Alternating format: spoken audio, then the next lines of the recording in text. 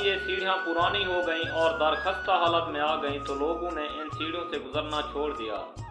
लोगों ने इन सीढ़ियों का रास्ता छोड़कर लिफ्ट का रास्ता अख्तियार किया और लिफ्ट से आना जाना शुरू कर दिया। और इन सीढ़ियों की सफाई करने वालों ने भी आहिस्ता आहिस्ता इन सीढ़ियों की सफाई करना छोड़ दी।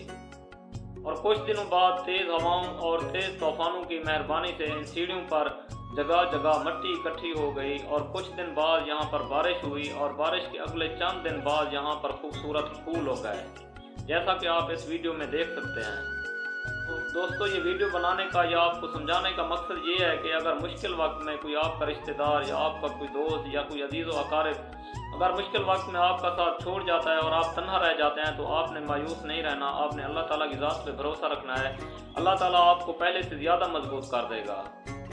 दोस्तों, अगर आपको ये वीडियो अच्छी लगी है तो आपने अपनी राय का इज़हार कमेंट बॉक्स में ज़रूर करना है। वीडियो को लाइक कर दें और दोस्तों के साथ शेयर कर दें। अगर अभी तक हमें फॉलो नहीं किया तो फॉलो कर दें। मिलते हैं अगली वीडियो में, तब तक के लिए इजाज़त। अल्लाह हाफिज़। अल्लाह आपको खुश रखे।